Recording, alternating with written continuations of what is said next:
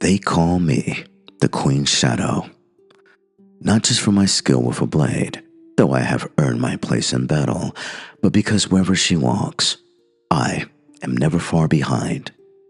I was sworn to her at 16, a boy just grown into steel and oaths. Now, I am 23, and every beat of my heart belongs to her. Queen Maerwyn of Aerlas, flame-haired, sharp-eyed, draped in velvet and crown light. The realm calls her Lionheart. I know her by softer names. It began in winter, 3 years past. She summoned me late, after a day of courtly pretense. I expected a command, perhaps an escort to her tower, but when I entered her solar, the fire was lit low, and her guards dismissed. She stood by the window, the moon casting silver across her shoulders. "You've grown bold, Sir Caelan," she said without turning. I dropped to one knee. "If I have your grace, it is only in service to you." She laughed, softly, darkly. "In service, is it?" That night, she stepped towards me. Not as a queen, but as a woman who has spent too long reefed in duty and loneliness. And I, still young, but no longer naive, met her eyes and said, "Say the word, and I will be yours, not as a knight, as a man." What followed was not conquest, nor seduction. It was a kind of surrender, slow and uncertain at first, like learning the steps of a dance neither of us had dared imagine. We met in hidden places, beneath the old rosewood tree in the East Gardens, in the abandoned observatory above the stables, and once, recklessly, in the library's upper alcove. There, amid tombs of forgotten lore, she whispered ancient poems in my ear and pressed her lips to my neck, teaching me that passion could be sacred. It wasn't only flesh she gave me. It was trust, confession, the secret fears of a ruler who could never show weakness. She told me of the night her husband died and how the court cheered her mourning like a show. She told me she feared the nobles would never let her rule with her own mind. I told her she was more than they deserved. She told me I was the only soul in the palace who saw her, not the throne, not the crown, but her. We were careful. We had to be. A queen's reputation is a fragile thing, and I was just a knight with nothing to offer but his sword in his heart. Still, we carved out stolen moments, brief as candle flame. One summer night in the ruins of the old castle by the lake, she looked at me after and said, "If I could forsake the crown, I would go with you, somewhere the world forgets." I held her hand and said, "Then let the world forget. I'll build us a home from stone and oak." But we both knew she would never leave her people, and I would never ask her to. Now, I ride into battle under her banner, a lion rampant gold on scarlet. I carry the memory of her kisses beneath my armor and her love like a secret blessing on my brow. They call her the Queen of Flame and Iron. They call me her shadow. But in the quiet hours, when her hand finds mine in the dark, we are just Maerwyn and Caelan. And in those moments, I am more than a knight. I am hers. The queen summoned me again. No scroll, no herald. Only a whisper slipped through the barracks like a warm breeze on a frostbitten morning. She waits in the moon hall, come cloaked. I knew what it meant. It was the solstice. The palace glowed with lanterns and feasting songs, but the moon hall lay empty, a chamber abandoned to silence and old light. They said no one but the royal line entered it anymore. She waited by the hearth, wrapped in a gown of shadow blue silk, the kind that clung to every line of her form like moonlight drawn across water. Her hair was unbound, cascading down her back and rippling waves of flame. I fell to one knee, out of instinct, but her voice was soft. Not tonight. Tonight, I want only Caelan. She crossed the floor barefoot. I could hear the whisper of silk with every step. She reached for my cloak and slipped it from my shoulders. Her hands, God's help me, her hands lingered at the base of my neck. You wear armor even when it's not forged of steel, she said. I was trained to, I breathed. Then untrain yourself, here with me. She kissed me, slow, searching, like she was learning the shape of me again.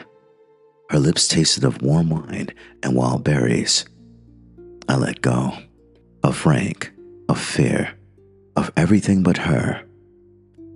The fire danced slow, casting gold on her collarbones as she pulled me down beside her. We sank onto the cushions scattered across the mosaic floor. I traced the freckles on her shoulder with my lips. Her breath hinged. Tell me what you feel, she whispered, voice laced with heat. I feel the storm you hold back from the world, I said, and I want to drown in it. Her fingers slid under my tunic. My breath caught as a touch branded fire across my skin. She leaned in, mouth at my ear, then burned with me. And I did.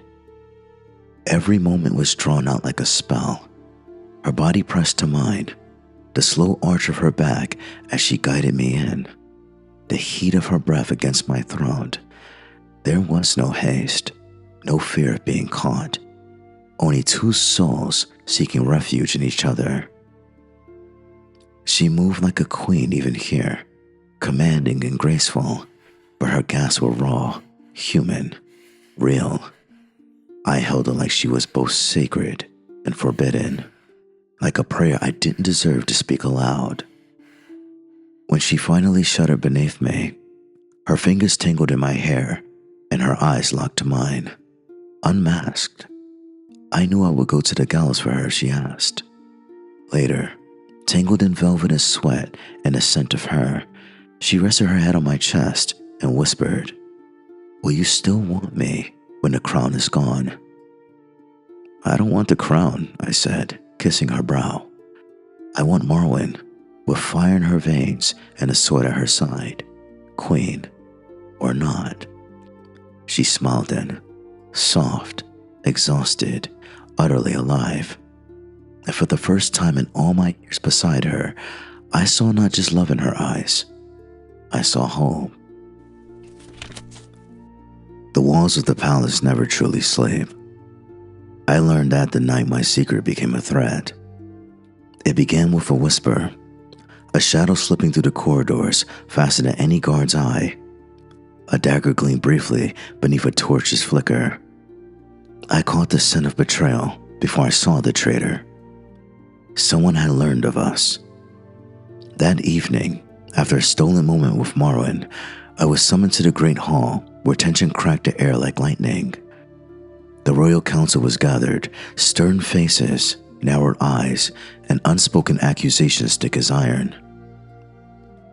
Sir Caelan, the captain of the guard, said, voice low but hard, We intercepted a letter, a plot against the queen, someone close to her it seems.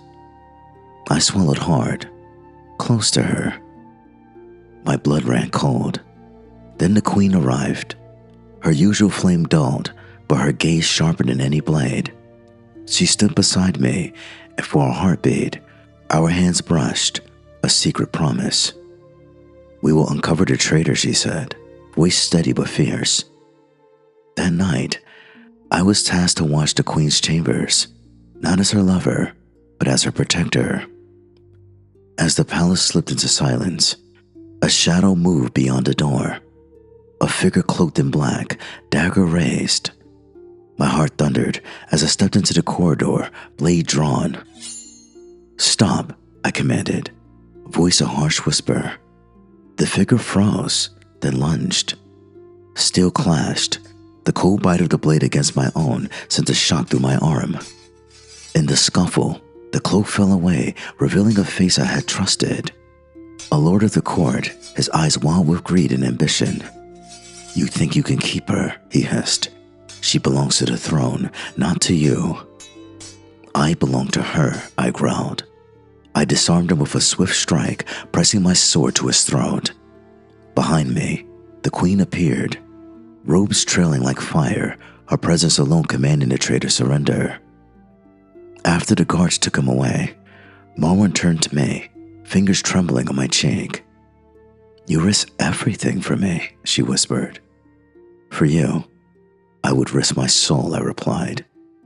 She leaned in, pressing a fierce kiss to my lips, full of promise and defiance. In the darkest hours, we were no longer just queen and knight. We were two flames, burning together against the night.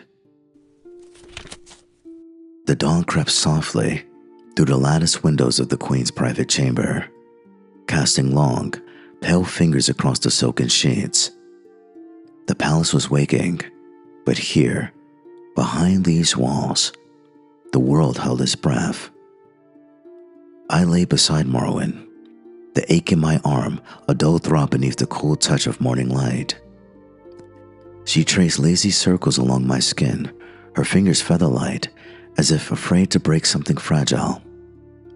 You fought for me, she whispered, voice still thick from sleep. I fear the court will never forgive us. I shook my head. They won't forgive me for loving you. She smiled, a quiet, secret smile reserved only for me. I don't care for their forgiveness, she said, only for your heart. Her hands moved to undo the heavy leather straps binding my wound, the heat of her touch drawing a warmth that no salve could match. I was reckless, I admitted. I wanted to keep you safe, but perhaps I needed to be reminded how much you mean to me. Maerwyn's gaze caught mine, her emerald eyes gleaming with a fire undimmed by the night shadows. Then I will remind you, she said, lowering her mouth to mine.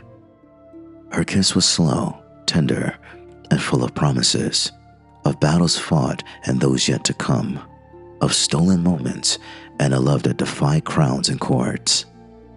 We lay intertwined as the palace awoke around us.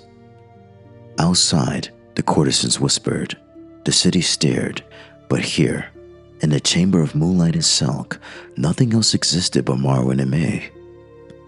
We spoke little, letting the quiet bind us, healing more than just wounds. The days that followed were a fragile dance between duty and desire. We met in hidden gardens beneath blossoming trees, where she told me stories of her childhood, before the crown and before the war. And I told her of my dreams, of a future where love was not a secret whispered in shadows, but a flame that could burn openly. One evening, she pressed a delicate hand to my cheek. Whatever storms come, she vowed, we face them together. You are my strength, Caelan, my heart. In her arms, I found peace I never knew I craved. Not a queen and her knight, but just two souls bound by fire and trust, healing in the quiet after the storm. The palace was cloaked in night, but my mind burned with a restlessness no sleep could quell. The moon hung low and heavy beyond the window, draping the chamber in silver shadows. Maerwyn was seated by the fire, her silhouette soft and golden, hair spilling over her shoulders like a molten river. She looked up as I entered, a slow smile curling her lips. Can't rest, she asked, voice a velvet caress. I crossed the room and knelt before her, my hands finding hers, roughened from swords and shields yet gentle now. Only when I'm with you, I said, eyes searching hers. The world is relentless, but here, with you, it feels like home. She lifted my chin, her touch feather-light. Then stay, she said. We sank together onto the thick rugs beneath the hearth, the fire's warmth a fragile barrier against the chill outside. Her fingers traced the line of my jaw, sending sparks beneath my skin. Our breaths mingled in the quiet. No words were needed. I leaned into her touch, the heart of her palm, a balm to every scar, seen and unseen. She pressed her forehead to mine, and the world shrank to the space between us. Her lips found mine slowly, first a whisper, then a promise. I tasted the softness of silk and honey, the wild tang of desire held back too long.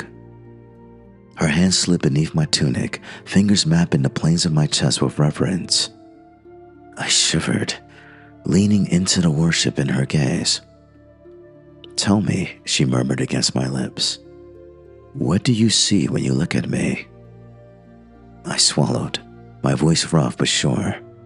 A queen who rules not with iron, but with fire in her soul. A woman who is fierce and tender all at once, the only truth I know in this world. Her breath hitched, and she smiled radiant and vulnerable. "I want to be more than a secret," she said. "With you, I feel brave enough to dream." I cupped her face, my thumb brushing the line of her cheek. "Then we will dream together, no matter what dawn brings." We stayed like that, tangled in shadow and flame, two hearts beating fierce and steady beneath the weight of crowns and chains. In that moment, nothing else existed but us, unbreakable, unyielding, and utterly free. The room was thick with the scent of cedar smoke and something far sweeter. Our mingled breath and the faint trace of her perfume, wild jasmine and cedarwood. The last ember's glow was swallowed by shadows, but between us, a fire roared fierce and alive. Maerwyn's skin was silk under my fingertips, every touch a spark, every sigh of flame licking at my resolve. Her hands tangled in my hair, pulling me closer until the weight of her body pressed fully against mine, heat burning through the thin linen between us. I tasted the curve of her neck, the pulse fluttering beneath my lips, soft and wild, like a secret waiting to be claimed. Her breath hitched, trembling against my skin as my hands roamed, tracing the delicate hollow of her waist, the swell of her hips. She arched against me, the silk gown slipping lower, revealing the pale, flawless curve of her thigh, the soft rise of her breast catching the dying firelight. Her eyes caught mine, bright, fierce, untamed. "Caelan," she whispered, voice thick with want, "I need you." The world shrank until nothing existed but the heated brush of our bodies and the desperate rhythm of hearts pounding in unison. I lowered my mouth to hers, a slow, demanding kiss that spoke of longing, of hunger, of a love that burned beyond the reach of crowns and courts. Her fingers found the edges of my tunic, pulling it free until my bare skin met her bare skin, trembling, alive. Every inch of her was a revelation, every touch a promise whispered in shadow and flame. Our bodies moved in a sacred dance, slow and fierce, rising and falling like the tides of the sea, lost in the endless night we forged with each shared breath, each stolen kiss. She clung to me, as if the world might crumble at dawn, as if only here, in this stolen moment, were we truly free. When at last we came together, wild, unrestrained, it was not just desire, but devotion, a fierce vow sealed in the silent language. You've just tasted a drop of the dark. Ready for more? Subscribe to Amorous Sanctum and let the shadows pull you deeper into a world of forbidden fantasy and wicked romance. Have a dark desire you love to see unfold? Whisper it in the comments. We adore your imagination. Until we meet again. Don't be afraid to crave.